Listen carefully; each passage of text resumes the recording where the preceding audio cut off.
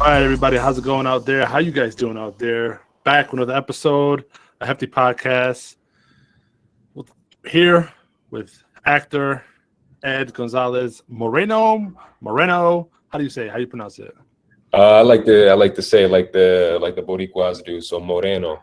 Moreno. Yeah. There you go. I figured that. I just want to ask. You know. Yeah, So how you doing, man? How's life? I'm good, man. Life is interesting as always, man. But I'm solid. Yeah. Yeah, what do you mean by that? It's What's going on right now? Yeah. Well, it's sometimes it's an unpredictable life. Like I'm in Indianapolis right now, doing a show, and Okay, yeah, I saw that. yeah, like a month ago, I didn't know that I'd be spending like most of my summer in Indianapolis. So it's always interesting. There's always and then earlier I was in Chicago doing a gig. So like it's just it's never planned. Sometimes it happens like within a week. I think Chicago happened within a week. This happened within a week. So like 1 week just chilling, trying to see what's happening, and the next week I'm in another city. So it's interesting, but it's exciting. How's the weather out there? It's actually pretty nice, man. It's hot. Like today was like 88 degrees. I mean, it's been up in like the mid 90s, but like it's I like it because it's not like the East Coast. Like the East Coast, it gets humid and sticky and nasty, but like it's hot. That was my next question. That was my next question because it's damn muggy today and it's really hot, sticky. It's real nasty stuff. I hate this weather. Yeah, I don't like the mugginess. I don't, but the mugginess doesn't exist here. Like it's just dry heat. Yeah, man. Awesome. So I like it. I went for a run just now before I jumped into this podcast. So I think it's great. Yeah, see you working out, man. Are you working out or is it just that's your lifestyle? You just want to work out and live the good lifestyle, a better lifestyle. Yeah, I think it's just my lifestyle, man. I really enjoy it. Like it helps me. Like I think like mental health wise, like it's just really good. Like going for a run makes me feel amazing. Going for a lift makes me feel amazing. I like to feel good, look good. So it's not for a specific role or anything. It's just because I like to. Yeah. Have you played in a role that asked that of you until you not necessarily top shape or gain weight for either? Yeah, not yet. But I mean, I have had roles where it's like where I wanted to personally like look really good because like I knew I was going to be like shirtless or whatever. So I think I did an indie movie like in 2019 where it was like I knew I was going to be like butt ass naked. So I was just like, you know what? Like you just stole a question I was going to ask later on in the podcast. Oh, I saw the movie. The Ultimate. Like, it's good. It's solid. Yeah, I loved it. We'll get into that a little bit. Okay. Yeah. We'll get into that a little bit later. Because I have a whole page of notes about it. I watched the whole thing. It was good. Oh, dope. So, dope. How's the fam doing and everything? The fam is good, man. Like I live in New York right now. I live with my fiance and we have a dog, and that's about it. That's my family. Nice. I have family back in Connecticut too that I check up on every now and then. But right now, just a little family, just me and my fiance and our dog. It's awesome. Yeah. How did you get into the acting? But before we even get into that, for those who don't know, Ed Gonzalez Moreno is from New Britain. Born and raised, right? Or am I wrong? No, born and raised. Yeah, I was born in New Britain General Hospital. I think it's called something else now. But yeah, born and raised there. I lived in Hartford for a little bit. You're right. Most of New Britain. Yeah. Yeah, we worked together for a little bit. That's right. Back this was years ago. I want to say 2009 or something. Fucking Goodwill. Yeah, man. I was in high school. That's crazy. Yeah, I remember. We used to work in the back room. Taking all donations in, and you wanted to be a rapper. We used to talk about this. I used to have a radio show back in the day. That's right. Time. That's right. Now, that's the only question I have for that, because that's old. That's old. But the only question I have for that is, do you remember the name I suggested for you for your rapper name? What is it? Wasn't it? I think it was Ill Lyrical, right? Yeah. Wow, it's awesome. I didn't remember that, man. I think I talked to somebody. I had like a very small like endeavor into rap, and like that was part of it. But like when I got to college too, I was like my roommate did beats, and we made like one song. So like I remember a lot of that, and I was like, okay, when I was like trying to find a name, but yeah, no, I can't forget that at all, because I had a conversation recently with somebody about it where I was like, yeah, I used to rap, and I was trying to go by like a few different names. One of them was Ill Lyrical. Yeah, that's hilarious, man. I was like, I don't know if he remembers that because you're so young. And that was such a long time ago, right? Years ago. It's crazy. It was like yesterday, though. Yeah, it does. So after that is when you went on to CCSU, right? You went to college and you found your love for it, or you knew you always wanted to do. I kind of just took a shot upstairs. Oh no, it's okay. I kind of just took a shot in the dark, man. I always like really loved movies. Like that was my love language with like some of my favorite people, like my aunt. I remember my titi Jessie. She we would just always watch movies. We would go to the movie theaters. We would watch movies in her house. I remember like before streaming, when everyone had like those racks of DVDs. Like that was like my place when I was living. Yeah, when I was living in Mount Pleasant projects, and like I've always loved movies, and I was like, I want to do this. I just didn't know how to do it, and then once I graduated high school, I didn't know what I wanted to do, but I was like, I know I want to like go to college. I know I want to like try and like do something, and then I was like, oh, bet you can like major in theater, which is acting. So like I think that's how you do it. So like I didn't know anything, man. I really just like took a chance and then just kind of like stumbled my way into it. And so I mean they had a program, but it's not like I was just like I want to go to their program. I was like, I want to go to college. They have a program. Let's do it. Let's see what happens. Yeah. Did you think you would get this far into acting when you first started out, or it was just not initially, man. Like I had a lot of doubts just because I grew up in the project, so like I wasn't like oh, like I know how to do it. I know, and I also like there was like aesthetic things too. Like I was like, I'm too ugly to be like in movies and shit like that. Yeah. Right? I was a kid. I was a little chubby kid that people picked on. So I felt like I didn't have like the looks for it. But then I was just like, you know what, fuck it. Like, let me just try. Yeah. So, you never, Zach Galifianakis is an ugly dude, but he's hilarious. Man, there's hella ugly not the best looking guy. Yes. Yeah. I think, I just had a misconception about what it is, right? Because I thought it was like, okay, you have to be good looking and like, you also like kind of have to be white, right? Like or white or like, be like the one or two black people at the time who were like really getting gigs. So, at first, I didn't have the most confidence in it, but I was like, let me see what happens. I don't know what else I'm doing with my life, so let me just try. What do I have to lose? Yeah, you never know, man. And then from there, I see you moved to San Fran. How's living in San Francisco, man? How long did you live there? Yeah, I lived in the general Bay Area for like I lived in San Francisco, but I lived so the Bay Area it's kind of like the five boroughs of New York, right? There's San Francisco, which is like Manhattan. There's Oakland, which is like Brooklyn. There's Berkeley, which is kind of like I don't know, like Queens. So it's very similar. So I lived in Oakland first, which is just across the bridge from the Bay. Love Oakland. Like I have a lot of love for Oakland. Lived there for like a year, and then I lived in Berkeley for a little bit. Oakland's amazing. And then I lived in San Francisco for like a year and a half. San Francisco is like one of my favorite cities. A lot of great history. It's a beautiful city.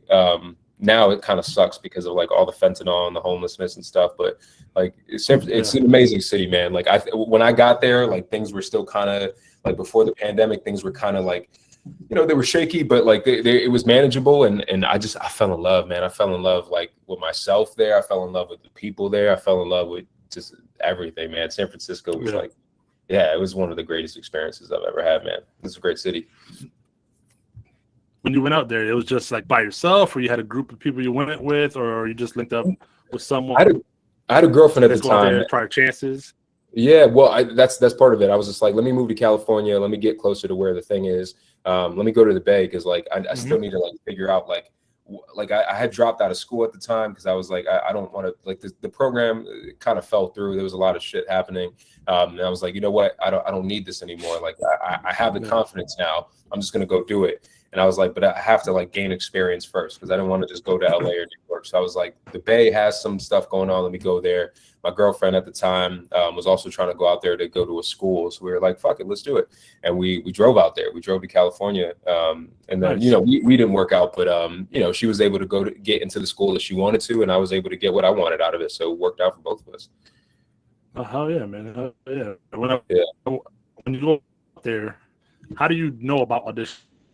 An agent? How do you just go about it? Or is just like posted somewhere, like an app or something to figure out, okay, they're looking for this type of thing. Let me go do that. Or it's that. Yeah, I didn't have an agent at first. You kind of, I mean, honestly, like doing this career, like at first, really teaches you how to hustle. And I think it really like weeds out the people who really want it and who really don't, because you kind of do have to scrap for it. Like there were, luckily, like we live in such a modern age where it's a little easier as opposed to like maybe like 20, 30 years ago where it was much different. But like there was Backstage, which was a casting website where you can like find like, you know, student, etc. And there was SF Casting, which was another website for casting where you can find other like theater auditions and stuff. And that's how I started to like get to know the people in the theater. And then eventually, like they would just reach out to you and say, hey, we'd love you to come in, read for this, potentially get cast.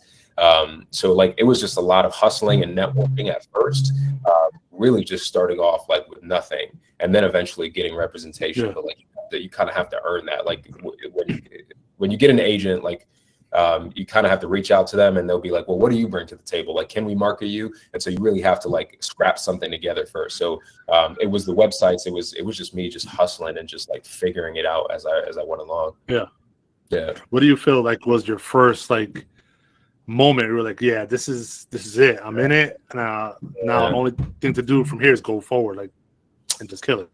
That's a good, I mean, I think I had that feeling in college first. Like when I got to college, like I got cast in the show. Like, I mean, and you know, this is small fish, but like at the time it was the biggest thing that had ever happened to me. But I got cast on like the show, and I was like the only freshman to get cast in the show. And like, I felt really good about it. Like there was a lot of great feedback. And I was like, I got really emotional because I was like, oh shit, like, you know, it went from like, you know what, I'll try this to like, oh, this can actually go somewhere.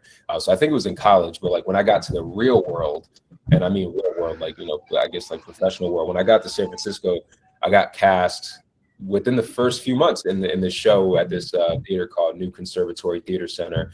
Like it was my first professional gig. You know, they paid me. It was only like $1,300 for like a month and a half of work, but like, you know, $1,300 to like a 21-year-old at the time. It was hella money. I was just like, you're gonna pay me just to do this? So like that was really cool. So I think it was, I think like professionally it was there.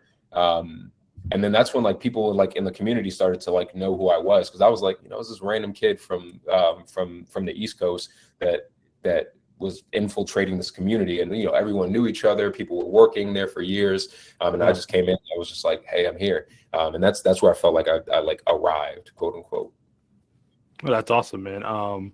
You've been in a lot of shows so far. What's been your favorite show that you've been a part of so far? I know this is a long list. I mean, you got FBI, you got Equalizer, you got that's right. Law and Order, I think is on there, I believe. Yeah. That's awesome. What's been your favorite? I'd say probably TV. I'd say Chicago PD. That was like my biggest like booking yet. That was like I mean, there's like the way they classify it is weird. There's like co-stars, and then there's like a guest star, which is a little higher than a co-star. It's also higher on the pay scale too. And then there's like featured guest star, and then like featured co-star. But I think I'd probably say Chicago PD. One that was like the strike happened last year, which was really tough on me, because it was like, okay, I can't work now. But like when the strike was over, I booked the Equalizer, but then I booked Chicago PD afterwards, and like I booked that within like the span of 2 months. So like one, it was really good because I was like, okay, the strike is over, and it's like I'm working again. So that was really good, and it was a really big gig. Flew out to Chicago, was there for like 2 weeks, man. It was an amazing experience. And just working with some really like heavy hitters, like the executive producer was directing that. So it was just really cool to interact with folks. So I'd say that for TV. Actually, no, I'll take that back. Chicago PD was dope, but I got booked on this show that unfortunately got canceled, but it was East New York. And it was only one scene. I was only booked for 1 day, but like I feel like that's like my best work on screen. And like, I feel like, you know, I earn folks respect there. And like, that's my personal favorite, like work. And it's one scene. It's like, it's like 2 minutes long, but it's like, it's my favorite work. I'm just like, bro, like I don't have an ego. I don't have an ego, but I was like I'm fucking legit. Like it was like, yeah. like I There's nothing wrong with being confident, bro. I was like, bro, like you're not, like, folks are not fucking with me. Like it was like, and like I feel like I earned folks respect too. Like the guy who I was working with was a seasoned actor. He's been working for like 3 decades, and like it was just a mutual respect there. He was just like, man, you're a great actor. I was like, you're fucking right, I am. So that was really cool. I'd say, hell yeah. Nothing wrong with being confident, man. Nah. So I'd say that was it for TV for sure. I'd say for theater, fuck. I'd probably say one of my like most fun times was in the summer of 2018, I believe. I was doing Shakespeare, and it was Shakespeare in the Park. It was with San Francisco Shakespeare Theater Center, or theater company. We did Midsummer Night's Dream, and it was a whole summer of just doing it. We would go to different amphitheaters around the Bay Area. And I just had the most fun with that, man. Like I was able to like really just like play around, and like that's what I really love about acting is like there's a lot of like clowning in it. Obviously, like there's the more dramatic stuff, but like really, like you just really get to play. And Midsummer Night's Dream, I don't know if you're familiar, but it's one of Shakespeare's comedies. So it was like we got to be like just really just like over the top and silly, and I just had so much fun. It was great, and I feel like that was one of those shows too, where one, it made me eligible to get into the union, which was a big deal for me, but also, yeah, man, it was just fun. Like I love what I do because like I just have fun, man. It's fun. Yeah. No, that's awesome. You got into the strike a little bit. What was that like? I want to take a little dive into that. What was that like for actors? Even it affected everybody. It affected even high-level actors. It affected the low-level actors all the way at the bottom part. Yeah. How was that? What was that feeling like, not knowing if you're going to work again or when you're going to work? Yeah. Or whatever. It sucked, man. I think like in 20 years, like I'm going to look back on it and be like, you know, whoever's still in the industry, I'm going to be like, and if we were in the industry at the time, I was like, we lived through one of, I think, the toughest times that like the entertainment industry has ever experienced, because we had COVID, which I felt that during COVID, like I had just moved to Los Angeles. I just booked my agent. Like I was like my manager, sorry. I had just gotten signed to my management company. I started to book some things, and then COVID hit and everything shut down. And I got incredibly depressed. I was like, I'll never work again. Like it was bad, man. It was bad. Yeah. So like, and once things started ramping up again and I started booking, I was like, all right, bet, like we're here. Okay, like we're good. We're past it. And then the strike hit, and then it felt like the same fucking thing. I was like, fuck, I'll never work again. Like this is gonna suck. Like, and we're also like in a really unprecedented time. I think the strike was just touching upon some larger things, but like this is the first strike in like 60 years. So like I think in the span of like 4 years, and the span of 3 years, really, like actors in the entertainment industry, like everyone involved in it, like really experienced 2 of the hardest things that like most folks have experienced in their lifetime, like when it comes to entertainment, which was the COVID and the strike. I lost my car. Like I was like, I had my fucking baby. I had bought, because I started to get confident. I was like, all right, I'm booking, like we're getting bread, like we're getting really good money. Like TV money is really fucking good money. And I had a fucking Challenger. I just got my Challenger, but I was like, bro, I can't make the car payments anymore. I know other people had it worse. You know, people were losing their homes, people were losing cars as well. So like I had to give up my car. It affected a lot of people for sure. Yeah, I was like, I don't know if I'm gonna keep being able to pay this.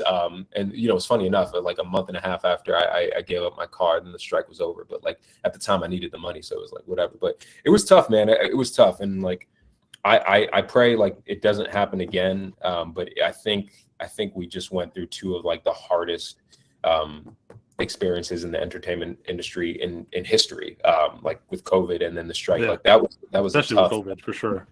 Yeah, it was a tough 3 years, man. So it was just tough all around, man. And I think we're recuperating in a lot of ways, which is great. But it has impacted the industry a lot, where like there's less, they're casting less, they're working, they're doing more with less. So they're casting much less roles. Like there are a bunch of like smaller management companies who are going out of business because those smaller roles that would come down to them, they're no longer getting them, because what they're doing is they're just you know, the bigger companies, because they have to pay actors more and they have to pay everyone more, they're cutting the corners in other places. So like It's tough. Yeah. I don't know, man. It was just a really hard time. Yeah.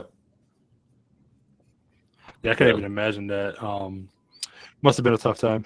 Definitely a lot of stuff that I watch and everything was delayed. And, you know, as a fan, you're like, damn, this sucks. You know, you're waiting for your shows to come out. You're waiting for your movies to come out. I'm a big Marvel person. So I'm like, damn, all these movies got delayed, you know, 6 months to a lot of the Star Wars a year, too. whatever. Yeah. Yeah, a lot of stuff. Yeah. What's been your most challenging role so far? That's a good question. I'd say my most challenging role, probably the role I'm doing right now. I haven't done theater in a couple years. You know, the New York market is a little difficult, but also like I've mostly been doing TV, one, because it's just financially more like it's just better. Like I think the amount of money that I'm making here for a month, like 5 weeks of work, I can make that in like 2 days doing TV. So like I just don't like I just don't want to keep doing theater, because it's just like I'd love to because I love it, but also like if I got offered a TV gig tomorrow, I'd be out of Indianapolis by like tonight. And that's not a slight to like the people I work with. It's just like I need to break bread. Like I have a fiance, I have a dog. Opportunities, bigger opportunities, Bro, it's just not matched. But like I think TV acting is like very like, you know, it's very like right here, right? That like you're seeing my face, you're seeing like the small like nuances of what I'm doing. There's still a lot of power in it, but it's like it's much less, as opposed to theater where it's just like, you know, like there are people all the way in the back, so it has to be much bigger, right? And like there's a fine line between it being like over the top and just big, because like you're trying to like really get a message across to the people, like not just like in the front row but in the back row. So like there's a stark contrast between the two, and I've mostly been doing TV the past couple of years, and so this transition back into theater, it's like it's working a muscle that I haven't worked in a while. So I'd say this is probably the most challenging, because it just feels like it's been a while since I've done it. Yeah, that's awesome. I'm not big into theater or plays, but I know it's a big world that people love it and want to see whatever it is. When you're not auditioning or actively in a role, what are you doing? What am I doing? What am I doing? Well, not like besides, you know, working. Well, I try to write. I'm not like a writer, but I've written like one full length play. I've had a reading for it. Like I try to write. Okay, but that's I'm not big. doing that. Yeah. I mean, I think we need more I think we need more writers of color, like not just actors, but like we need more people creating the work too, because like we can't rely on like the predominantly like white writers to like write our stories, because they don't know our stories and they're gonna fuck it up. So we need more writers, and so like I'm trying to contribute to that as much as I can. That's a real struggle for me, but like I'm trying to when I can. But other than that, man, it's mostly auditioning. Like you know, I also have a day job to help like keep the lights on, just because like the gigs are few and far in between. But mostly just auditioning, man. So like I think that's what's really important about showing like an actor's journey, like before they become like famous and before they become a regular on a TV show, is like I made posts that like, I booked this and that, but like in between that, like I'm doing like I just had an audition for a movie with Kiefer Sutherland, whose dad just died, R.I.P. But like, and then before that, I had an audition for that show Georgie and Mandy, which is like a sitcom. But like all of these things are happening behind the scenes. Like I'm like working to like try and get on these shows when I'm not actually on the show. And like the thing with auditions too is like the percentage of booking is just small, just because like the pool's so big. So like for every 100 auditions I may do, like I'll be lucky if I book 5. So like there's just a lot of auditioning. So like when I'm not working, I'm auditioning. And then, you know, I'm doing live auditions on Zoom or in person, or I'm doing self-tapes. I do a lot of self-tapes, which is pretty much, you know, just me just sending in the audition. So there's a lot of work behind the scenes. And I think, but I mean, before that, it's mostly theater, because theater really takes up a lot of time. But like in TV, like obviously, like, you know, you can shoot one episode in like a week and then you're done. But it's just a lot of auditioning. Yeah, and those TV roles. Wanted to ask, who's the most famous person you've worked with on those shows? Oh shit. There's quite a few. You got one. Yeah, I mean, probably like I believe it's Ice-T we're with, right? maybe Queen Latifah. I think she's more famous than Ice-T. I was gonna say that was my first official guess. Yeah, But yeah. she's bigger. She's known more worldwide than Ice-T. You know, actually though, like I've also I randomly did like this game show. That was that game show, To Tell the Truth. I don't know if it's on anymore, but Anthony Anderson was hosting it, and Yes, Bob Saget. I've seen it. Yeah, I was on one of those episodes.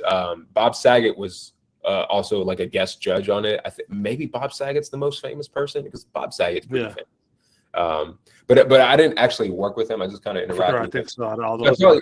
I'd probably say like Queen Latifah because I actually like did a scene with her. So yeah, probably her. That's awesome. Yeah, she was chill. She's gorgeous. So on top of that, yeah. I did have a crush on her when I was a little kid. Of course, I'm not gonna lie. I'm not even gonna lie. Of course, who didn't? Who didn't? Everybody's lying if they say they didn't, for sure. Yeah. What's your like dream role? Would you want to just be like a bunch of different TV spots, or would it be like one consistent show? Series, seasons, and all that stuff. That's a good question. I think my more immediate goal is to definitely get like a regular on a TV show. One, because like I mean, when I think about like what I do, like I think about the passion, but I also think about the financial aspect as well. And I think like a lot of people in the industry, they always talk about, I don't think about the money. I think that's fucking stupid because like you want to make a living doing what you like. So like my goal is to become a regular on a TV show. So like, just a recurring character. It doesn't even have to be the lead, but like when you are a recurring character, you can make up to 20 to 30 grand starting off an episode, and they're shooting like, 15 to 20 episodes a season. So I mean, do the math on that. That's right. Yeah. That's fucking, think about it too. Like Uncle Sam takes his cut. Uncle Sam takes his cut. Of course. My manager and my agent. So like, I'm probably looking at like half of that. So like, but still like, that's still like, that's more than really good. Yeah. So that's my short-term goal. Long-term goal is definitely to like be consistent on like different movies and different TV shows, maybe like limited series. Like I love all of that. So like, that's like the big goal. Like I'd say probably like the person who I probably would like model like my goals after is probably Pedro Pascal, just because that's how he started. He started off on like Law and Order. He's everywhere right now. Yeah. Game of Thrones, Narcos, and then he blew up, and now he's on fucking Disney, fucking doing Star Wars, and now he's doing like Gladiator. But he started off small. He started off on those shows, and he didn't even blow up till he was like 36 years old. Like he was grinding. Yeah. So I think I first noticed him on Narcos for real. Yeah, and that was after Game of Thrones, where he had maybe like 5 episodes, but like he stole the show because he was so good. Yeah. Now he's the new, supposedly, I think it's confirmed, but he's the new Mr. Fantastic in Marvel Universe. That's right. Yeah, to get a role in the Marvel Universe is amazing right now. He took off, man. He took off, and it's beautiful to see too, because like I feel like he didn't just come out of nowhere. Like we saw his progression, and not only that, but like as he was blowing up, people were just like, oh, low key, like he was on this random episode of Law and Order SVU like 10 years ago, or he was on this random show 15 years ago. He was on this random show 3 years ago, and then you're like, well, he's been working for a while, and he's been really grinding, and got to the point where he ultimately like is Marvel. He's headlining fucking Marvel. Yeah, Fantastic Four, the first family of Marvel. Not big into the comics, but I'm big into the MCU, and it's the first family of Marvel. So it's it's a huge thing, and that role is going to be for 10 to 15 years because there's so many movies and things planned out for Marvel. It's awesome. That's right. Who has been an influence for you? Who is an influence for me? Yeah, I'd probably say. Recently, I mean, at first, I think I'm like every person of color. Their initial, like my initial influence, especially like guys, like my initial influence was Denzel Washington. Like, I grew up watching Training Day. My favorite movie growing up. I grew up watching John Q. Grew up watching Hurricane, like all of his hits. Grew up watching Malcolm X, like when he was like really. Did you watch Virtuosity? Huh? Did you watch Virtuosity though? No. That's him too? That's one of his worst ones. To me, that's one of his worst ones. I wasn't a fan. I asked people, I love Denzel. Like, did you love Virtuosity though? Yeah. No one really does. I have to watch it now. I have to watch it. But like Man on Fire, remember so good. the Titans, So good. Like, all of his like that. He had like a 10-year span where he was just where like no one was touching him. Dropping gems. Yeah, he was the first one, man. I was just like, I just loved how like he's just so like captivating. Like that was the first one. I'd say probably more recently though, of course, like Pedro Pascal, and I'd say probably Tom Hardy too. Like love Tom Hardy. He's great. He's doing a lot of stuff, man. He's in a lot of stuff. He's great, man. He's great. He's fucking great. And also like he's tatted as fuck, and like I'm pretty tattooed myself. So like I love being able to relate to like people like in the industry. Yeah. Without going too high, who's someone you want to work with that's someone I would want to in the industry? It could be a producer, it could be an actor, or actress, or whoever. Yeah, I'd probably say who's someone to be like, it'd be a dope to do a scene with them. Yeah, that's a good question. Definitely Tom Hardy. I think he's just amazing, man. I saw him recently in Bike Riders. He was fucking great in that. Like he's just, I haven't seen that one there, yeah. Oh man, it's so good. Watch it. So I'd probably say him for sure. But I think like I'd rather like I think like I want to work more with like writers and directors. So I'd probably want to work with Alejandro Inarritu, or I think is how you pronounce his name. But he did Birdman.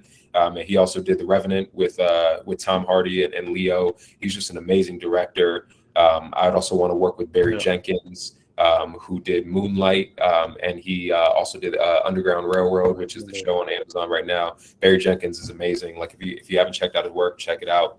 Those are probably. I'm gonna write that down. Yeah, those are probably my two directors that I would want to work with. Man. Yeah. All right. We're gonna get into your movie a little bit. All right. Because I definitely saw it before when it first came out, and then I had to refresh myself to watch it again yesterday. So I appreciate that a little bit. I'm sure the director's hella happy. He's like, "What? I'm getting more views." Oh, we're definitely gonna get into that. Definitely for sure. Who's your favorite actor and actress of all time?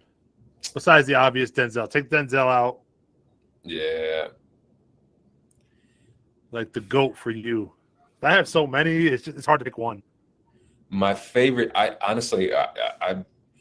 like Tom Hardy is up there, man. Like I love everything he does. I really do, man. I'm pretty biased. Like I love everything he does. I think his work is brilliant. So I'd have to put him up there for sure. I also feel like I need to put Christian Bale up there because I love his work. He's amazing. I just love like his ability to transform. Yeah. I'd also want to work with some of the classics. What were you saying? I said Christian Bale. His only one that I know that he was in was that I watched fully and I loved it was American Psycho. I think it was. Yeah, it's a great one. And obviously the Batman ones. Right. The Batmans. Have you seen The Fighter? No. Wow, I think that's his best work. He talked about like physical transformation. Like he got incredibly skinny to play. It's based off Mark Wahlberg. Is the lead, but like he plays Mark Wahlberg plays this real boxer, and his brother was actually he was a drug addict, but he was also a trainer. And he won an Oscar for it. I mean, he's amazing. Like Christian Bale's fucking amazing. So watch The Fighter for sure. The Fighter's amazing. There's a bunch of other things too that he's just really good in. He's just great at transforming himself. I'd say in terms of an actress though, who would be an actress that I'd probably say is like my GOAT? Fuck. I don't know. That's right. I don't know. No, I mean, there's plenty that I like, that I respect, that I admire, but like I can't think of like a female actress that I'm just like that's my GOAT. Yeah. Not at all. I gotta. Amy Adams. Amy Adams is up there. I love everything she does. She's great.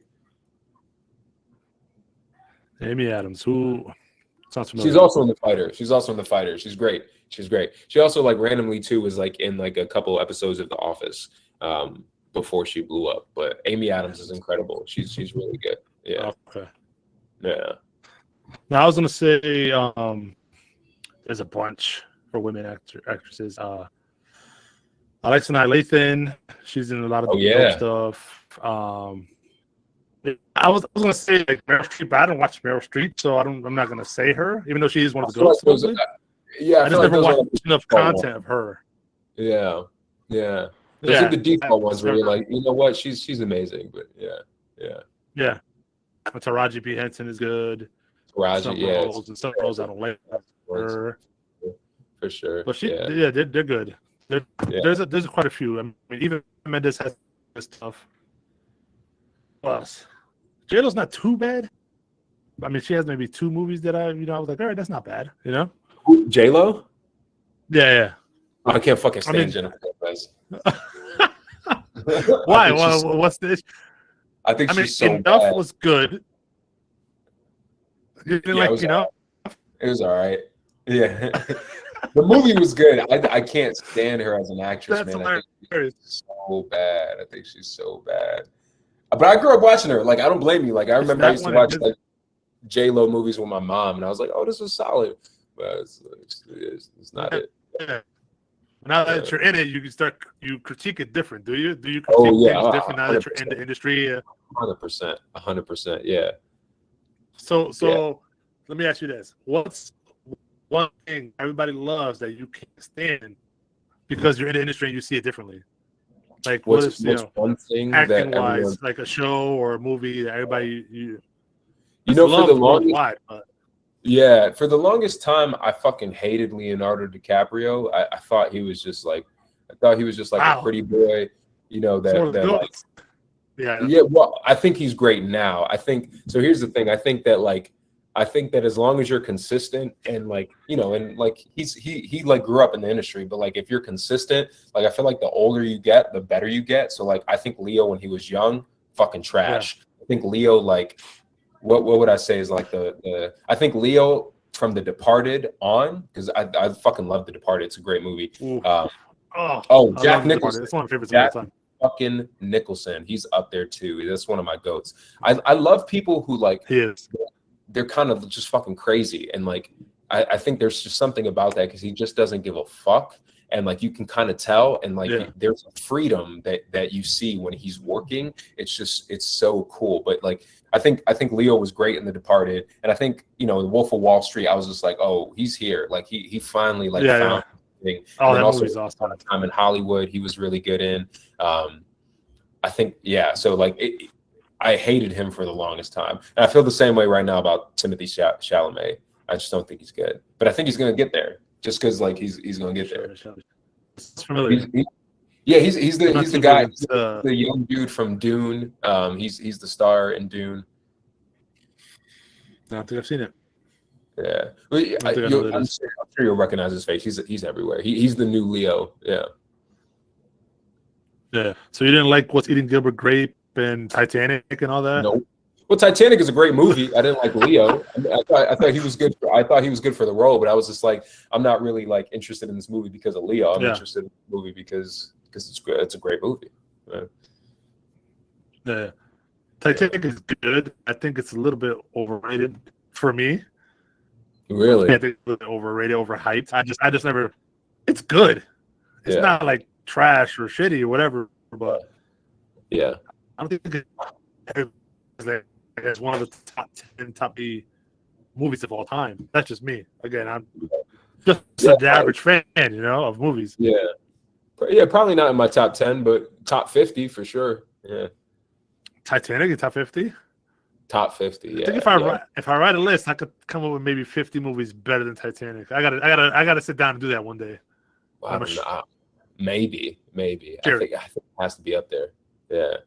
There's so much. Yeah, there's so much. But it is good. I'm not saying it's trash in any way, but I think it's a little bit overhyped. But that's Leo's one of the goats for right now. He's really good. The Departed, I love that movie. Everybody that and it was amazing. Yeah, anything Scorsese. What's the hardest part of acting? The hardest part. The hardest part. Besides getting the gigs and all that, auditioning and trying to get the roles. I mean, I think the hardest part is just like finding what works at first. Like, I think the hardest part of acting is like, I think in order to be a great actor, you have to like figure out who you are first. And that feels counterintuitive because like, when you're acting, you're pretending to be other people. But I think in order to do that, you have to figure out who you are first. And then like, essentially what acting is, I think, is like what you bring to the table, who you are, and then what the person who's written on that paper, and finding those similarities and bridging the gap between you and that other person. Because ultimately, like, and I think theater's a great example for this, but like if I play Hamlet, it's going to be a different Hamlet than if you play Hamlet, because you bring something different to the table. But I think in order to do that first, you have to figure out who you are. And you have to do that. And then you have to just take risks. You have to be able to play. You have to be able to like, not take yourself too seriously, because at the end of the day, we're like pretending to be other people, which is, kind of seems silly, but like there's a power in it, obviously, which is why like, people love movies and stuff like that. But I think you have to figure out who you are. And then you also have to like, you have to kind of just take risks and not give a fuck. Because only then will you be able to like, do things as crazy as like what a Christian Bale has done, or what like a Tom Hardy has done. You have to really just, you have to figure out who you are in order to let go. It feels counterintuitive, but yeah. One question just popped in my head. How to phrase it? I'm gonna say, are you afraid? Would it bother you that you played a role so good that people only refer to that role for the rest of your career? Would that be like a big thing for you, for actors? I don't think so. I think there are plenty of examples of people who have done that. Like, but also like, that's just because they were so good. Like, when people see, what is his name? God damn it. I see that when I see Heath Ledger. Sure. Is another one. Yeah. But when people see like Steve Carell, I think of Michael Scott from The Office, if you're an Office. Yeah. But like, he's also a great actor. He's done other amazing things. But like, when I see him, I think of Michael Scott, because it was so iconic. And I think that's the thing. Like, you're so good, like you're so iconic that people remember you for that. Sometimes it works against you, but like, I don't know, like the people, like the actors who were on Friends, right? Like people only remember them for being those actors, with Ross and Rachel and shit like that. But like, also like, you were part of an iconic show, and also you're a millionaire. Like, shut the fuck up. Like, I don't know. I'm not as sensitive about it. Yeah, like, man, they're set for the rest of their life. The money's rolling in. I don't care. Yeah, the bread is there. You could take care of your family, man. Like, if that's like my fate, like, I'm not picky about it. Like, if I became a Mariska Hargitay and like people only knew me for SVU, you know how much Mariska makes per fucking episode? She makes like $250,000 per episode. So like, it doesn't matter. Like, I know from an artistic standpoint, you're like, well, I want to try and explore and stuff, and you can do all that. But like, at the end of the day, like, if that's like the fate, if that's like what I'm blessed to be with, and I don't care. That means I've done it so well that like I'm able to like do this character forever, and also financially, just like cognitively thinking, like I can support my family. So yeah. It's weird how TV shows and movies do that to people, because now, for me, the first movie I ever saw Vince Vaughn in was Domestic Disturbance with John Travolta. Right. He played the villain so well. Like, I only see Vince Vaughn as a evil bad guy, as an evil villain to a movie. So when I saw him in Dodgeball and other funny shit, I didn't see the funny side. I just saw him being the evil person. Like, that's how I associate him now. Yeah. It's the same thing when I see what was this in my head? Bryan Cranston. Yeah. Love him in Breaking Bad. Like, that's my favorite show of all time. Yeah. But now I see him other stuff. I was like, it's just Heisenberg. It's Heisenberg. I don't care what it is. Walter White. Right. That's how I see him. And you know what? Fuck it. Like he's a brilliant actor, but like I mean I think most people think of him like that, but like that's an iconic role. Like I think too, like sometimes like people dream of roles like that. Like those don't come around very often. So like if you can do that and people are gonna refer to you as Heisenberg for the rest of your life, fuck it. Like Giancarlo Esposito, who plays Gus in that, most people know him for Gus. Even though he's a brilliant actor and he's been acting since like the 80s. He was in Do the Right Thing.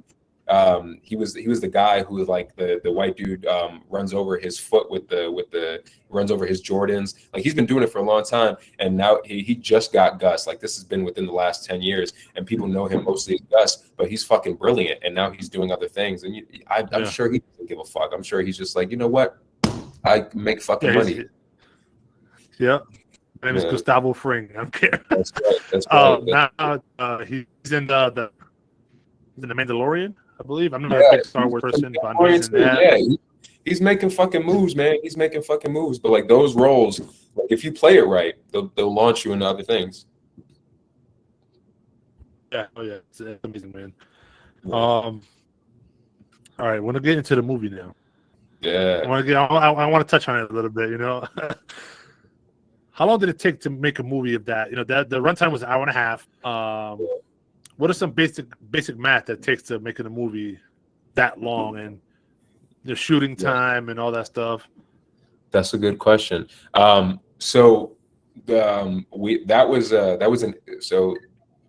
It's an indie movie, which essentially means that it was independent and that there weren't any big like studios behind it. So like we had a funder, but the budget for the whole movie I think was like less than $200,000 for everything.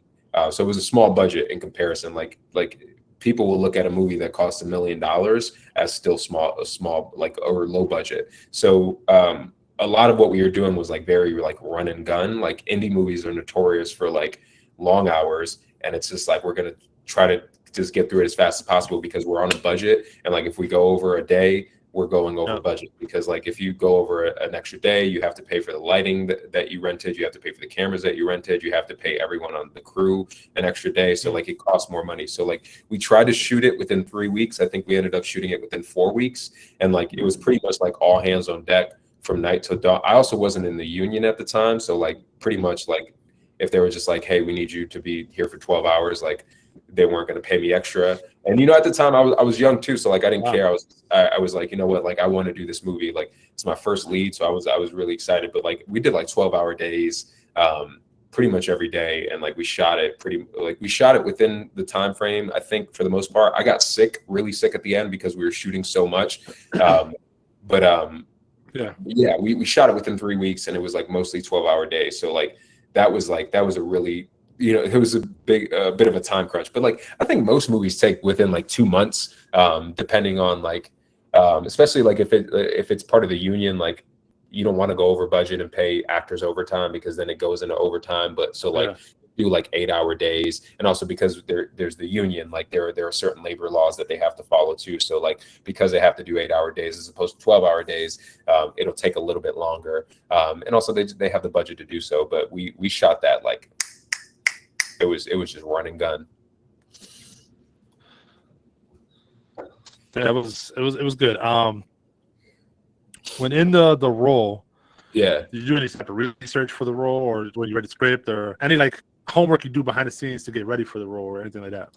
Yeah, I think a lot of the homework is like just basic, like things you learn in acting school, which is like, what is the background of this character? Like, it's a lot of things that like you don't see in the movie, but like it informs the work. So like it makes you more rooted in the character. So it's just like, what is his background? How long has he been like a movie, a director or a writer? Like, where did it go south? Like, why is he in this place? The main character, Jake Del Rio, why is he in this place where he feels like he hates his job? Like, and it was like things like that I was like trying to connect to. So I was like writing his backstory because the director didn't necessarily provide that. The director was also the writer, and he had like a general idea, but like, a lot of the background, like sometimes the actor does have to fill in. And so like, there was also like research about like, what does a director do? What does a corporate director do?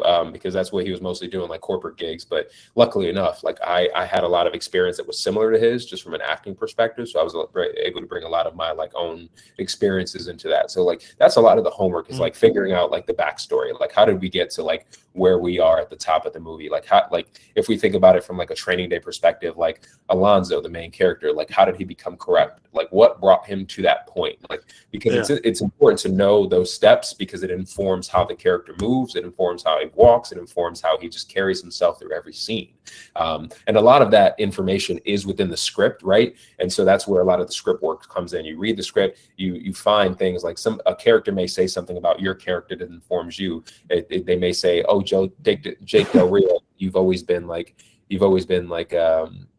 you know, you've never gone for it. You've never like, you've never tried to make huge changes in your life." And so what is that rooted in? So like, then you sort of like fill in the blank space. You're like, okay, so like, where else was this reflected before? Was it reflected in his relationship? Was it reflected in like how, like the schools he went to? Like how does that show up in his day-to-day life? If he feels like, if it's like, he's not taking a risk, then he moves different. Maybe he's a little bit more timid. Maybe he's reserved because he's scared to put himself out there. And so that's reflected in a grander sense in like his career, where he's at, where he feels like he's a failure, but also the way he moves in life. Because like, you know, if you feel like you're a failure in your job, you're obviously not maybe speaking out. So like it'll inform how you walk. It'll inform how you carry yourself. You know, you wouldn't carry yourself with your chest out. You may like, you hunch your shoulders and like, you know, have that posture.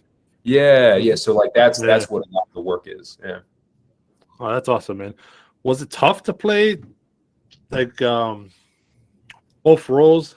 Not really both roles, is one role, but it's two characters. Right. How was that? How was shooting for that? Did you have to shoot one whole scene for one of the characters and one whole scene for the other? Like that? Yeah. So a lot of what we did, because it was run and gun and because of the concept, usually like it would be one whole day as one character and then one whole day as the other. But there were days where I would like start off as one and then jump into the other. And usually it was like the first Jake's last, because there was the whole beard that had to be put on. But I think it wasn't as challenging as one may think, because like, I mean, it's like you're doing two different roles. They just happen to like be in the same universe and like meet, but like it's the same process for the other Jake. It's just you're kind of doing two jobs at once, right? You're just like, I have to do this character and then I have to do this character. But I think once you do all that homework, it helps you because you're informed about how you walk. Like the other Jake was like successful and he was like very confident in himself. So like he carries himself a different way. And so like those were like some things that like you could always like fall back on to like, if you're finding that struggle of like and also like, you know, the other one had a beard, which like probably like it changes your mannerisms and how you like maneuver, how you even talk, how you speak, how you may like play with your hair, how like when you're scratching your chin, do you play with your beard when you talk, as opposed to the other one where he's a lot more clean cut. So there's a different way. So I think a lot like I think if you do the job well, like and like everything around you is doing well, like it's much easier than you think. Like even the clothes, like you know, the original Jake had like baggy clothes, and so like that makes you move different. Clothes, really like tight fitted clothes makes you move different. So I think honestly, like if you just like allow yourself to like fall into like everything that's being provided for you in that setting, then it's actually a lot easier than one may think to play two roles, because like you just have everything at your disposal, and like if you're crafty enough, you make it work. Yeah. So okay, you do one day as one, right? As one Jake, the original Jake. If you guys haven't seen the movie, go check out the movie, The Alternate. Yeah. So you play Jake with the beard. Right? Now the next day you play the other Jake from the alternate universe. Do you have to remember? Do they play for you what you did the day before so you can know how to react to certain things, or like how does that work? Like the interaction between the two. Like, okay, I remember at this point I went. I went towards him. Okay, I got to remember to flinch back or whatever. How does that work? That's a really great question. So we actually had a stunt double. So like in those scenes where like he's interacting with himself, like there was a stunt double there, and so like the stunt double was giving me something. So he was like, there was someone to act off of. which was helpful, even though like that's not what's like ultimately shown. It is a bit challenging because like you're even though like you're acting off of someone, that person is not necessarily giving what you specifically gave. And so I think what we did was, I mean, we just kind of try to root ourselves in the script, because the script is informing what's happening. And so like you can always touch back on that. And like, you know, we shot it the day before or the morning before, so, or the morning of, so like I still had fresh in my head like what that delivery looked like, even though we did a couple scenes. But like that's why you do a couple takes, because it's just like we'll do a couple takes, we'll see what works, and then when they're editing it, like I don't have a final say in what comes out, but my job is mainly to like just play with it, like try this way, try this way, try this way. And what they do in the editing room is like they mix together the best takes, and specifically for this too, because as opposed to like working off of someone, I'm working off of myself, and so like there's just a little bit of more exploring to do there. And then like in the editing room, they make it seem seamless when they put it together. Yeah, that's awesome. You definitely played both roles well, because you could tell both characters apart. Even when they were on screen, you could tell, okay, this is the one that wasn't successful, and this is the one that definitely was successful. And everything, the mannerisms, everything. Yeah. What I wanted to say, the original Jake's first touch of the portal, I was here laughing. You were laughing. Because you touched it and you ran and hid behind the chair like it was gonna like attack you. It was fucking just, it felt pure, like a pure reaction. It was so funny, man. It was all, I was here laughing. It was hilarious. For the original Jake, that rich lifestyle got to him. That's what I noticed in the movie. Like he liked that rich lifestyle, the lavish lifestyle, the better lifestyle he had with his wife, and he had a kid, and that's what made him want to, you know, make the switch. Yeah. And that was awesome. He became obsessed with that lifestyle. It was good. It was good. Yeah. It was very intense. The ending, though. Ending was, did not expect that. And how did you guys do that? Because I know it's obviously a body double. Like a dummy, like a body double. Yeah, that's the word. That's the word. That was fun, man. I would love to keep doing sci-fi, because one, I think like it's fun, but it's also fucking absurd, like just like how it ended. Yeah. But I love that, because it's sci-fi, and like you take a risk and you're like, you know what, let's do the most outlandish shit. So it's like you don't want to play it safe. And so like I thought at first it was really corny and cheesy, but like in hindsight, I'm like, you know what, we took a fucking risk. And like if you look at a lot of sci-fi movies, there's some wacky shit happening all the time, right? Yeah, fucking fiction. I was not expecting that. I was expecting the rich, Jake to throw him back in and close everything, because he took the USB, took it with him. I was expecting that. Yeah. He jumped back through. I was like, oh shit, this is not done. Yeah. But yeah, we did a I don't want mold. to spoil the ending, but it cut his body in half. I was like, what the hell?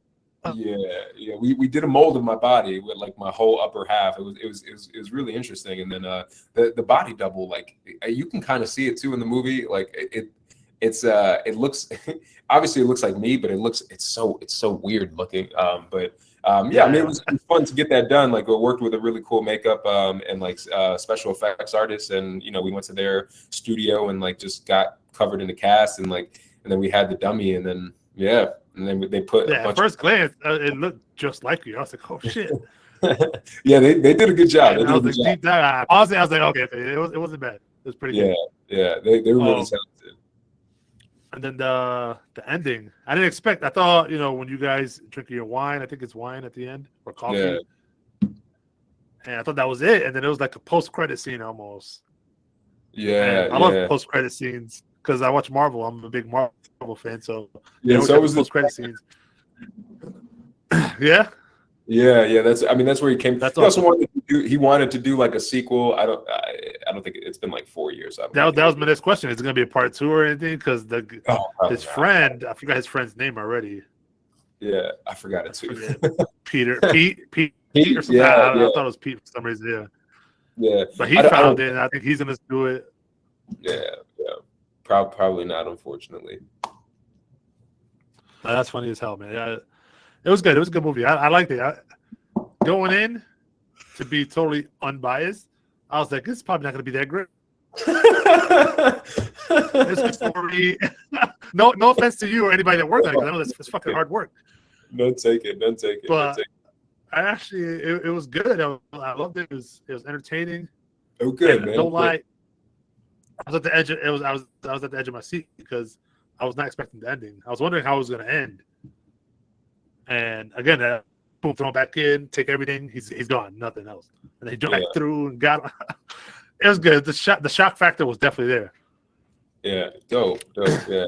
Yeah. I think. I mean, it ended up doing pretty well. It was it went through like a bunch of like film festivals, because that's the circuit for like indie films, is like they show them at a bunch of film festivals, and it won some awards too. So like, it was received pretty well. Yeah. That was my next. Yeah, that was my next one. You won some awards off of that one, right? Yeah. I got 2, 3. I think I got 2 Best Actor awards from 2 different film festivals, which was dope. I have one of the plaques at home, which is pretty cool. That they ended up sending to me. It was pretty dope. That's awesome. Do you keep all that stuff in like a little case and you start building your case up and make it bigger and grander? To a wall. Like, I do a lot of races, so like I have my like marathon medals, and then I have that one, and then my other races too. Okay. Word. Yeah. Maybe one day I'll have a case. A couple Oscars, a couple Tonys. We'll see. For sure. Hell yeah, man! You could do it. You could definitely do it, bro. I believe in it. Yeah. All right, getting towards the last part of the episode. I do want one thing before we go, because it's been an honor for you. Honor for me to have you on. I appreciate it. Oh, thanks, man. So I do this thing on the podcast. I never really do video. I always do audio. Okay. So we do this thing called All Out Blitz, and it's similar to like pick one. You have to pick one. If you don't pick one, you got to drink or whatever. That's what we do. That's what we do in the basement. We chill. We do that. Okay, if you don't pick one, you got to drink, whatever. Similar to Drink Champs. I don't know if you ever saw. Yeah, I love Drink Champs. Yeah. Drink Champs. It's called Quick Time Slime. They do, but I want to put my own spin on it. All Out Blitz, because we also do sports on this podcast, and we also do anything gaming. We do a bunch of different stuff. Dope. So I wanted to hit you with a similar segment, but with people in your field, actors. Okay, bet. Actresses. So you got to pick either or both. You can do both. So we'll start out simple. Matt Damon, Ben Affleck. Oh, Matt Damon. Yeah, Matt Damon. Yeah, I think so. Yeah. But Affleck has some good stuff, though. I think he's a better director than he is an actor. I don't like him as an actor, but Matt Damon's a solid actor. Yeah. The Bourne series alone was amazing. Yeah. Also, The Departed. Departed is like. Yeah, it was that. He was in The Departed. He played really good in that one. Yeah, he's great. All right, there's some OGs on here, some newer, I believe some newer heads, or they're mostly all OGs. We got Sean Penn, Russell Crowe. Okay. Sean Penn has a lot of good stuff, but I'll definitely go Russell Crowe. Russell Crowe is pretty quick.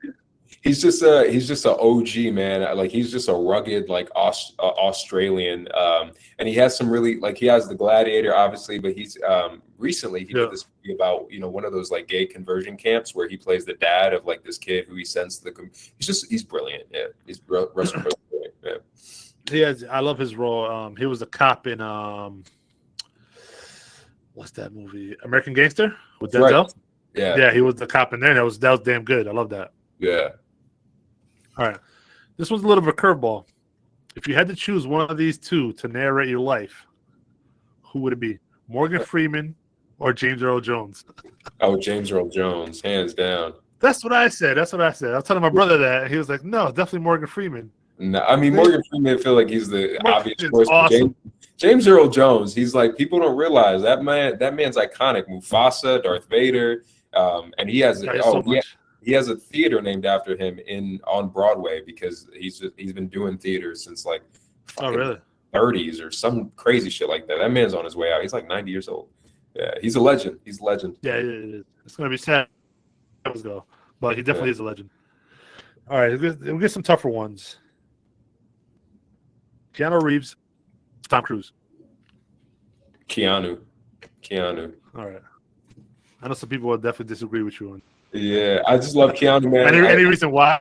Is it The Matrix or is it like the John Wick? Well, he's a great actor. I love his I definitely love the John Wick movies. But also he's just a good person. Like you start to see like random things of like Keanu like he does like he's just a really nice person. He's been through a lot too. I think his like wife died at some point early in his life. He's been through a lot of tragedy, and like to come out of that and still like be a strong actor, and like people always report that he's a nice guy. Tom Cruise, on the other hand, people report that he's a fucking dick because he probably is a dick. And I don't like people who are assholes. He's like tough fuck to work with. Yeah. Fuck that. Why? What are we like? We're not doing anything serious. We're pretending to be be like you're rich. Shut the fuck up. Fucking I hate people like that. I hate people. Love that. Yeah. All right. Leo DiCaprio, Kevin Spacey. Leo. Yeah. Leo. I don't know, man. Kevin Spacey he's one of my favorites. He's definitely pushing my top 5. Kevin Spacey's good. I love Kevin Spacey's work, but I think Leo, like everything he's done lately, I've just been in love with. Like Wolf of Wall Street, again, The Departed, but also in The Revenant, he was okay too. But Once Upon a Time in Hollywood, I feel like he finally hit his like stride, and like the real work is starting to come out, and like it's really nice to see because he just feels free. Yeah. All right, a couple Marvel ones. Got Hugh Jackman. What was it? What was the thing? I didn't hear it. Hugh Jackman and Robert Downey Jr. Oh shit, Hugh Jackman. That's a tough one. Hugh Jackman. Is he a better Wolverine than Robert Downey is the Iron Man? I think. Well, I think Robert Downey Jr. I think Robert Downey Jr. like because Iron Man wasn't as iconic of a character as Wolverine was, but Robert Downey Jr. the way he played him made him iconic. And now they like any like if you see any animated show, like all of those animated versions are modeled after Robert Downey Jr. as opposed to like Wolverine, which was like always like this like like this burly like Canadian. But Hugh Jackman is he's I think he's good. He's been doing the role for like 20 years, but also he's gotten better and he's settled into it. And also he's a Broadway actor. Like he's a great singer too. Like he does everything. Like he does everything. And also there's that movie he did with Jake Gyllenhaal, Prisoners, I think it was called. Amazing. He's a great actor. Hugh Jackman is solid. I haven't seen that one. It's good. It's good. Oh my God. He's a good actor. I do like him. All right. Jim Carrey for comedy. Adam Sandler. Jim Carrey, hands down. Hey, Jim Carrey. I was gonna say I think Adam Sandler has more. I would say money-making movies. If that's the right term to use, make more money on it. Yeah, I think Jim Carrey. Jim Carrey, I think overall is a. Yeah, Jim Carrey at his height was like I don't think we've ever seen that before. Where he was like doing Ace Ventura, he did Dumb and Dumber. Like he was when he was hot. I don't know if anyone's ever reached that before. But Adam Sandler's dope. I mean, what I really like about Adam Sandler too is that he puts his team on. So like if you see his movies, as you know, like you'll see the same people over and over and over and over. For sure, yeah. He's like, "You're my boy. Come do a movie with me." I love that. Yeah. No, that's awesome. Yeah. Hint. Yeah. No, just kidding. All right, you got Harrison. Say again. I said I'm trying to put my team on too, for sure. All right, you got Harrison Ford and Mel Gibson.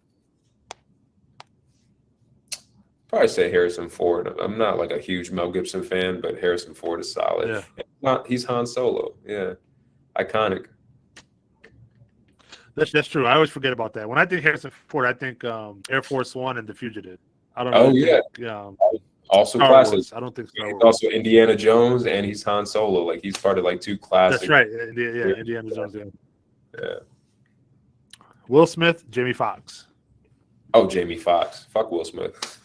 I love that. I'm gonna have to go because he's so fucking talented. He did comedy. He's a singer and he's an actor. And I think like if we're even just if we look at like one-on-one like biopics, like Will Smith did Muhammad, he did the movie Ali, and then Jamie Foxx did Ray. That movie, his performance. Ray hands down. Yeah. Jamie Foxx all the way. Definitely Ray's in my top 10 of all time movies. Ray it's up there, so damn good. I can watch it all the time. It's up there. I love Ray. Biopics. I feel like every biopic since then has been trying to be that, but it's not. Like that's in a league of its own. It's hard to be because it was so damn good. I never saw the whole thing of Ali. I did see like most of it. I never finished it. Yeah, it's a good movie. It's just not right. But, yeah. But Will ones, man, he has a lot of good ones. He does, yeah. He's a classic action, lead. All right, I'm gonna save these last two for last. Okay. These next two for last. So we'll go Sylvester Stallone, Arnold Schwarzenegger. I had fun with this the other day because me and my brother were talking about it, and I was like, it's definitely Arnold. It's Arnold. Yeah, Arnold I think it's too. He has more memorable roles and movies than Sylvester Stallone. Yeah, personally. Terminator. He has Twins. He has. Even some of like his sillier ones. Yeah, and also like I was really into bodybuilding at one point, so like I just like he's the best. He is the most iconic bodybuilder of all time, and to be able to do that and then jump into movies, like he's just he's fucking OG. Yeah, he did. Kindergarten Cop was awesome. Jingle All the Way was awesome. Yeah, those were both good. Yeah, Sylvester, I think for me, the only thing Stallone really has is Rambo and Rocky. That's it for me. Those are big ones. I didn't like any of the other ones. Those are fucking huge. Yeah, those are iconic. Yeah, those are great. There's like fucking 8 Rocky movies, and now they got the Creed ones. Yeah, exactly. Yeah. All right, Sean Connery, Christopher Walken. Oh, Christopher Walken. Yeah. Word. Christopher Walken's a fucking icon. Yeah. He's great. Yeah. He's underappreciated. Yeah, he is. I honestly like. I'd have him narrate my life too. Like if James Earl Jones can't do it, that would be a good one. Yeah, that would be a good one. Oh man, Christopher Walken, classic. Yeah. I know who I'm going the next one. I don't know about you. Got Mark Wahlberg and The Rock. Dwayne Johnson. Fuck, I'd probably go Wahlberg. Really? Yeah, I don't really like The Rock much. Yeah. Why? He's such a likable dude. I don't like his movies. Obviously, I think he's the best wrestler of all time. I think no one touches him. Like he has the best. Same. I think like his mic skills are so iconic. Like he's just like, no one can compare. It's kind of hard. Like every time he comes back, like you could tell he's like head and shoulders above everyone else. But I think he's a great wrestler. His movies, I'm not a huge fan of, but Mark Wahlberg has some really good ones. Like he was in The Fighter. He was in Pain and Gain. Actually, with The Rock. He was in he's in that movie Lone Survivor. I think he has better movies. Yeah. Oh really? Okay. Yeah. Because Donna The Rock has. Is it Walking Tall? Walking Tall, yeah, he was in the Scorpion King. He has a bunch. Tall was good. Scorpion King. Yeah. There's another one that I liked that was a little bit more serious. He's coming out with one called The Smash. Came out the same time around Walking Tall. Okay, yeah. I think I know what you're talking about. I can't remember what it's called. But he has one coming out called The Smashing Machine. It's an A24 film. A24 is a great production company. They've been doing amazing films like Everything Everywhere All at Once. But he's playing this iconic MMA fighter called Chael Sonnen, I believe. So I'm excited to see him in that because like I want to see him in like more serious roles, not these fucking Disney roles, because he's making all the money with the Disney roles. But I want to see him in like grittier stuff. Yeah. Yeah. I want to see if he can do that. But it's hard because he's so all around. Big. He's so fucking massive. It's just that dude is so. Do you ever see it after a week of working out? Oh yeah. He's crazy. No, it's like French toast, like this big, fucking. He's crazy. I mean, he's also pieces. fucking 6'5". He's pink.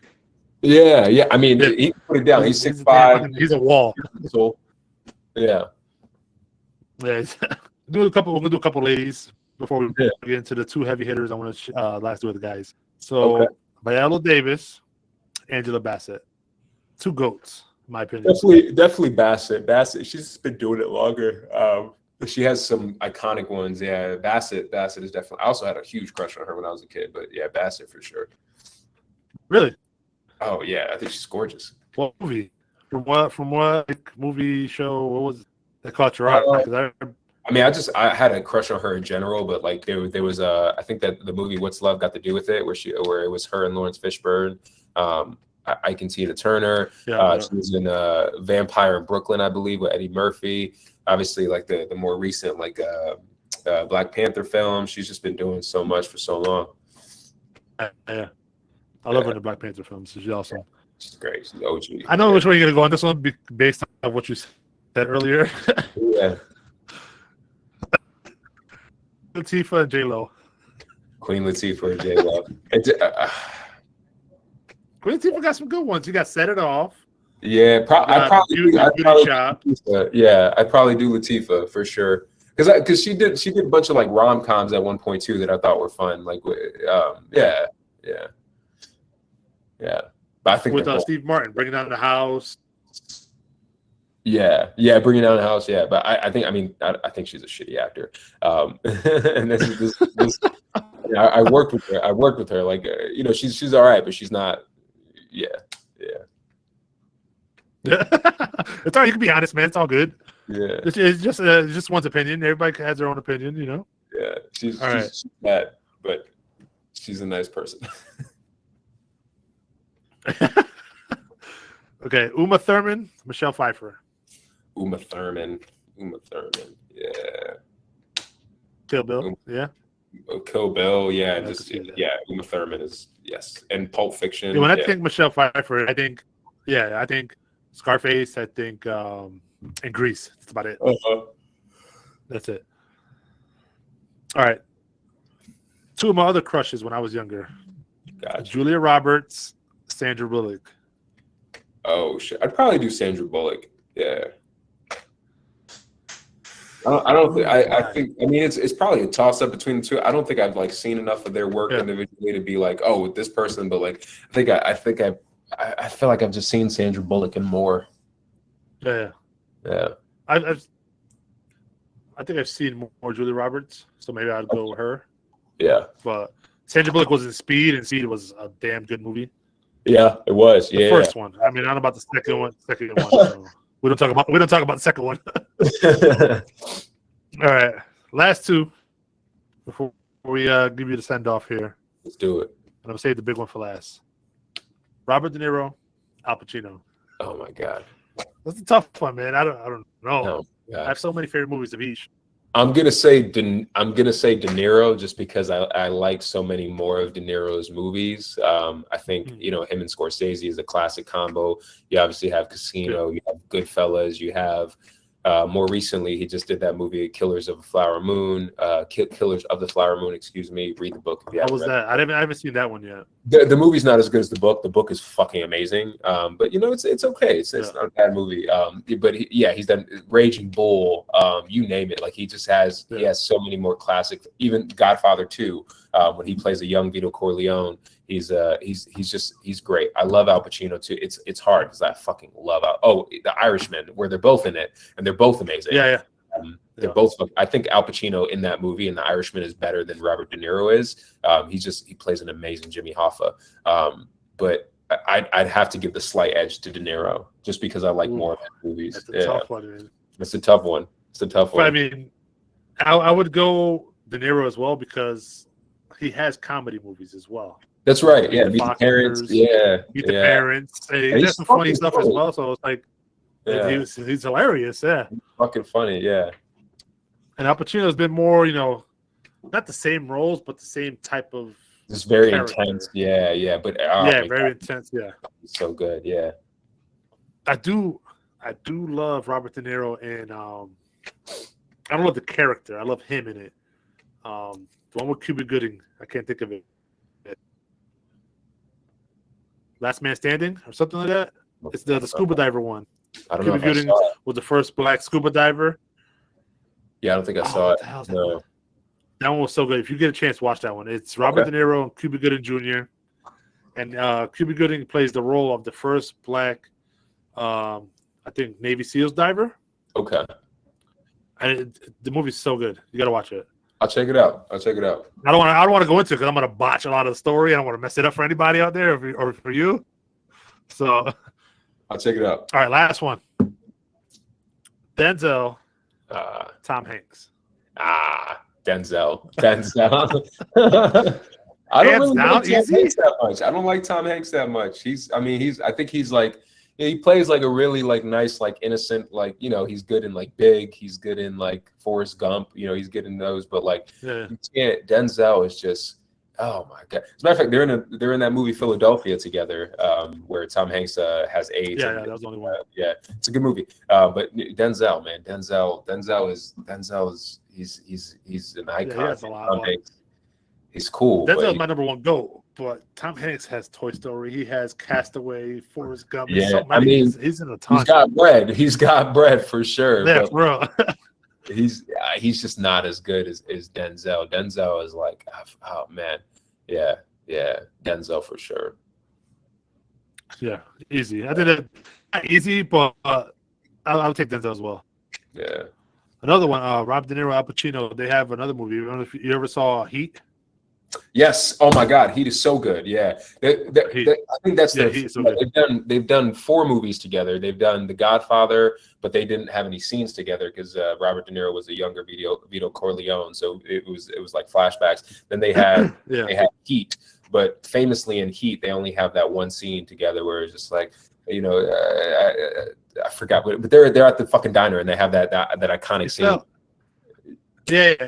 Yeah, that dialogue right there, and it felt so awkward. It felt like it was forced there. Yeah, well, kind of, yeah. But when I first watched the movie. Yeah. Then they have another movie together that they did. I forgot the name of that one, but that one was like I remember they were celebrating it because it was like, oh, they have all these scenes together. It's the first time that they have all these scenes together. And then obviously they have The Irishman too, which is really good. But so I think they have 4 movies together in total. I haven't seen The Irishman. Oh my God, watch! It's so good. I gotta watch it. It's on my Netflix list to watch. I just haven't watched it yet. So many.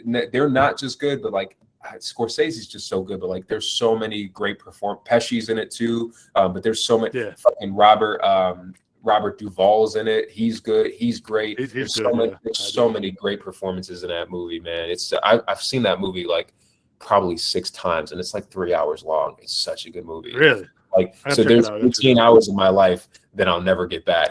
I don't care. And you're okay. And you're. Oh man, it's so. You're okay with that? Yeah, exactly. I'm okay with it, man. I'll dedicate. The reason why I watch. I watched it twice, and the reason why I won't go back to it is because Val Kilmer. I don't like Val Kilmer. Yeah. I put him in the same category for me personally as Vin Diesel. I can't stand neither of the guys. Interesting. The acting feels so. Yeah. And I'm not an expert, obviously. I'm just a fan, but the acting feels just not there. I'm just. But that's the thing, though. Like the fan, like that's like just because, like I think it's important. Like if a fan is just like, I really love this, but I'm like, oh, I don't think it's good. I think the fan has the upper hand because like ultimately like that's who the product is made for. So like I think like the fans have like you have the gut feeling. So like I may be a snob about it, other actors may be snobs about it, but like fuck our opinion. It's really about the people who watch it and like consume it. Like like I mean I'm also a consumer and I watch it as well, but like so when I'm thinking about it like from a fan perspective, like it means a lot. But I think your perspective is just as important, if not more important than mine and other people's too, because like those are the fans, those are the numbers, those are the people who buy the tickets, who stream it, who's like if it doesn't feel good to you, then that means something. Yeah. And the fact I'm probably one of the only ones that hates the Fast and the Furious series. I stopped watching after that. I like the first. I like the first 2. I can't. After that, I was like, I'm done. I'm done. And supposedly, it's a rumor, and I hope it's not true, but supposedly there's a rumor for another 10 movies. I was like, oh God, please no, please don't. I mean, put that to use. Keep Vin Diesel as Groot. I'll take that. Yeah, they're paying mortgages with that. That's insane. It's so insane. Ed, man, it's been a pleasure, man. I really likewise, brother. appreciate having you on here with me. Yeah, man. You're doing good. Well wishes in the future. Keep doing your thing. You're going to get the whatever you want. I think you're going to get it, man. You've been on a roll. Appreciate it, man. And it's good to see. From the same city I grew up in, and it's huge. Yeah, man. Thank you, man. So congrats on all your success. Good luck going forward, and again, honor to have you on here with me. I appreciate it. It's an honor to be here, man. Appreciate it. All right. Hefty Podcast signing out. See you guys next time. Later, bro. Peace.